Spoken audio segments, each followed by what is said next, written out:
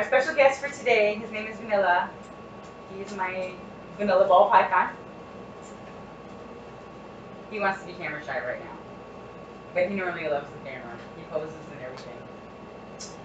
Little backstory, he ran away for like the last 2 months. Oh. No, it was more than 2 months. He was gone for almost 6 months. Oh. And I found out this is normal, and by the way. he was hiding in like a bedpost or something. No, not the whole entire time. He wasn't in the bedpost the entire well, time. They found him. He slithered out of a bedpost. My son was literally on YouTube and just watching videos while he was laying down in bed, and here comes Vanilla out of the bedpost. That was. I just want to know what he's been eating this whole time. But they said that they will disappear, like during the summer months, or no, the winter months, that they'll disappear and won't eat. They won't eat. Like they just will not eat for months. I forgot what it's called. Though. It's like a whatever it's But called. I found out what he does is very common. And what I'm thinking he did was try to go back into his tank, but since it was my son's room at the time, he ended up in his bedpost instead of his tank. Back. So anyways. And now he's back. He's back. Oh, he looks a little like he got beat up, but he's back. He beat himself up. He's for real. Okay. Okay, guys, so we have a very interesting story for you guys today. And as always, we'll be making our crafts.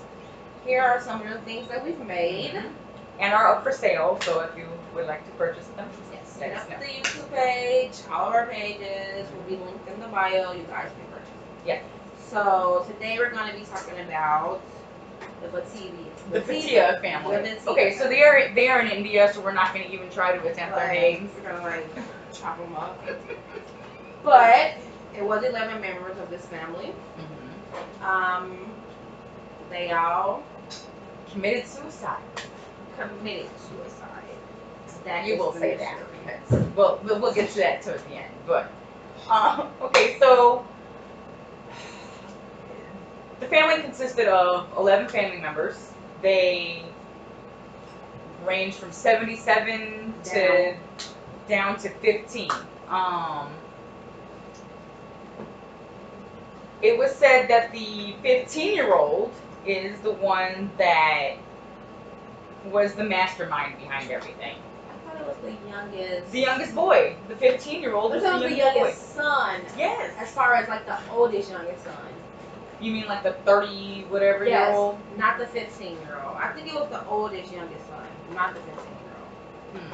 I don't know, because after everything was said and done, well, by the way, we couldn't print pictures because my printer is acting stupid, but, go figure.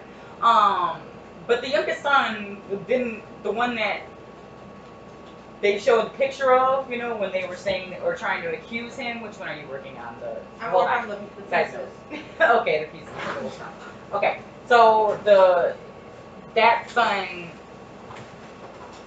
was the one who had said the youngest son was the one who had said to have convinced them to do whatever. Me personally, I don't think that it was the 15-year-old. I think it was an older family member. Because honestly, what child would have that much influence? But it's not that. It wasn't that. Remember, it was the fact that they had said the surviving son that didn't live in the house. There was a surviving son that did not live in the house. It was just the family members that lived there that all killed themselves. Supposedly. Well, okay. So, that son was the one to have said to be possessed by his dad's spirit, the grandfather's spirit or something like that, and they went by what was that? Oh God. The name that I'm going to freaking Mosca. Like it basically Mosca is the art of salvation and becoming like your highest self. Basically, while you're on earth, you're supposed to do good deeds toward people, live clean, in order for you to be able to transfer your soul over to the eternal life. So basically, your soul, when you die, according to this particular ritual, your soul will travel from your old body into a new body so that you can be reborn and live again. Kind of how most people look at reincarnation. Right. So, let's get the story started.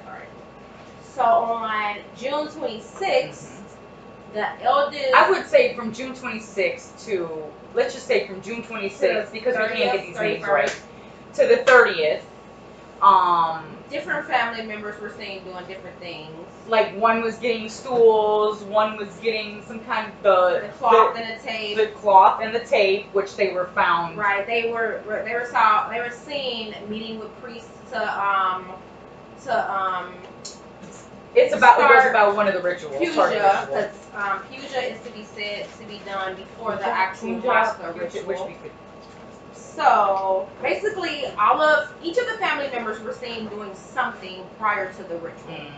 So on July 1st, the neighbors, you know how nosy neighbors are, or attentive neighbors. Nobody knew anything or suspected anything until after they died.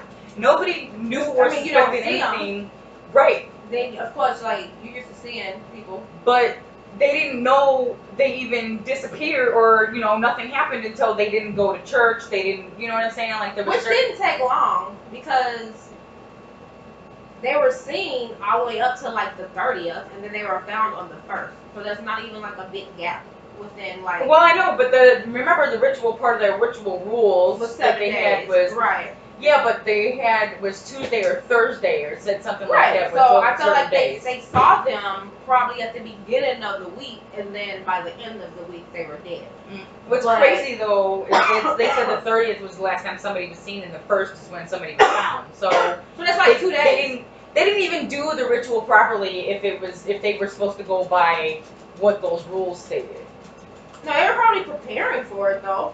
I mean, we don't know step by step. We just know when they were found or whatever. So the neighbors walked in and found them, and 10 of the family members were hanging from the ceiling, and they were attached to a wire net, like iron mesh net or whatever, which is basically just wire, like hanging from wire, basically. Yeah. And they had like cloth over their face, and one family member, which was an elderly family member, was found in a separate bedroom on the floor, and she was choked, and she was strangled to death. So the police came and did the investigation, and they found handwritten notes that supposedly the family wrote. So I had to take a slight break, considering I forgot something. Okay, so then the police discovered a handwritten note that was supposedly written by the family, which had 9 rules on it. That one family member, it was wrote by the one. Right. That listed the rules, the 9 rules that needed to be done in order to achieve Maska. So the first was... No, it is right there. It's right. No, that's not the first. Right here. Okay, so the first was it must be committed on Thursday or Sunday. Oh, what's Thursday? That is important. And then the second was the cloth had to be of 0% visibility. We're not sure what that means. Maybe they meant you can't see the cloth. I don't know. Like, you can't see out of it. At all. Okay. Like you cannot see out of it at all. Okay, and then another rule was that it had to be completed within 7 days, from start to finish, in order for it to work. The next one was, remember we said that the elder lady was found in the next room. So that rule stated that if the elder woman could not walk, then she would be made to go to sleep in the opposite room. That's just so sad. Like. So you have to kill you basically just. I mean, but all of them are killing all of themselves. So it's like, I guess it was like, okay. So then the next one was you could not do it in bright light. You have to do it in dim lights. The hands have to be tied, and whatever fabric was not used to tie the hands had to be tied over their eyes, so they'll be blindfolded. Their mouths have to be tightly tied, so whatever reason, maybe so they couldn't scream and interrupt the ritual. No one knows. Um, and this one really got me. In order for it to achieve maximum success, you had to be completely devoted to it, like complete. Yeah, you had to believe in it, full-hearted, like, and no doubt in your heart. And one of the other rules was that everyone had to be thinking the same exact thing when it was committed. Which to me was really weird, because how can you dictate? Okay, like you can say an adult, okay, everyone can like think the same things, but for like a child, how can you sit and dictate like a 3 or 4? I mean, they never said it was a 3 or 4-year-old. But like, what if it was like a child that was? Like, I mean, there was one even article. If it was like a 10-year-old. Like, that's the thing though. There was one article that I read that the baby was in the bassinet, smothered. That there was a baby, but like, that was only one article, and I couldn't find it again. So right, I'm just gonna say that's speculation, because obviously, you know, if that's the only article that said it, it could be false. Right. So it's like really weird, like to me, like how did you think it was gonna work? Because like kids, they have their own mind, you know, and they don't necessarily have beliefs at a certain age. And then the last one was that it has to be done between 12 a.m. and 1 a.m. Oh no, that wasn't the last one. I'm sorry. Puja had to be performed before the ritual. Right, which is what they saw the priest for. Yeah, that's where they had to do all of that. Some of the shopping was for that also. So right. So we already said that two of the family members were found, you know, hanging, and the other one was found smothered or whatever. So basically, the police ruled this as a suicide because of the notes, the fact that they were very religious. They never partaked in any like worldly activities or really like even talk to anyone. So they ruled it as a suicide, basically for ritual purposes. But the remaining family members completely disagreed with this finding. They felt like that one, the one that was in charge of everything, that claimed he was possessed by the father or the grandfather, I think it was, that he felt like it was because of him, you know, what he was saying, and the fact that they were a religious family and believed those things, that convinced them to kill themselves. Right. So basically, it's like murder by manipulation, you know, kind of like that. But they never could prove it or anything, so it's like, okay, that's still just speculation. So that's where, you know. So the son kind of gave up, and it's still kind of. I mean, to me, like, I don't know, like, why would, and one of the daughters was supposed to be getting married, right? And that's what they were saying too. Like, she was due to get married. Like, she was like nobody in the community knew anything, suspected anything. Nobody. Right. So like, why would she want to kill herself if she's planning her home, like a whole wedding? Or whatever? They were planning the wedding, like. So it's like, But stranger things have happened. You know, so it's like you never know, like the mindset of, especially if it's like. But I guess he stayed at the house. The snake is like choking her to death. No, not even. He's wrapping himself around a chair. You about to take her out, y'all. Okay, so it wasn't even. So they like the other family members had stayed at the house because apparently it was said to be haunted.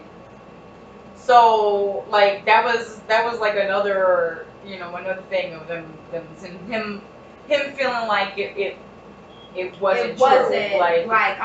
This wasn't suicide, basically. Right. Or that it was, but it was suicide by like a forced suicide, like a cult type suicide.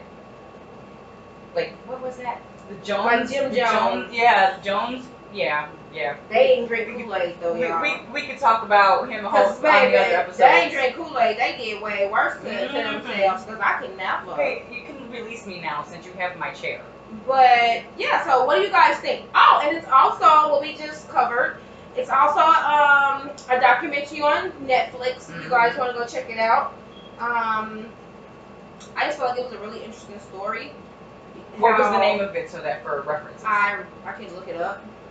Give me a second. Oh, the secret family secrets or I'll just something. look it up right quick.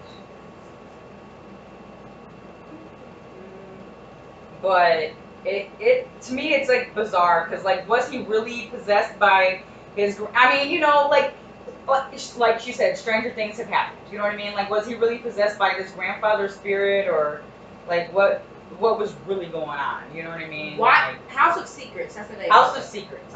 And it's called the Burari deaths. Yes. So if anybody wants to do their own research and dive into that a little bit deeper, feel free.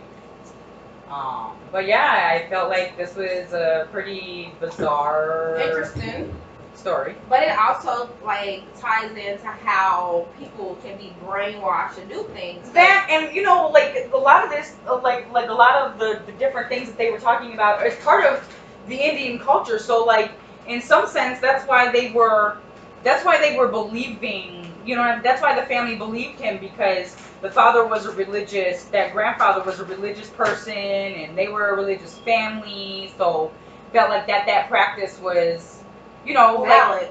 Right. So we can't, you know, judge people on by their beliefs. Right, on their beliefs.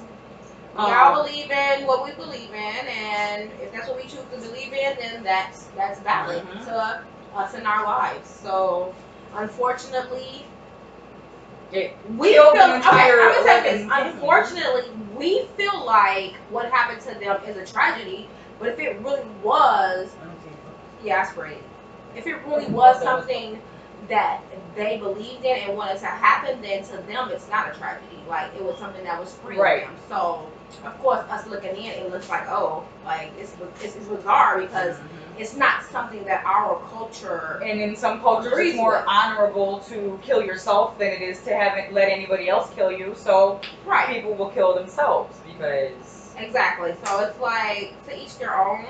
It was just like really bizarre, and we wanted to touch bases on that. If you guys have any like comments, questions, ideas of like what it could have been, then go ahead. Or if you know, or even if you're familiar with the story, like you can give us some insight. You know what I'm saying? Or familiar with the culture, you know, anything. Right. Like, so go ahead, drop that in the comments and let us know how you guys feel. And give us suggestions on what you want to hear about. Yes. Let us know what you want us to talk about, and we'll be happy to do that. Yes. And you guys have a good day.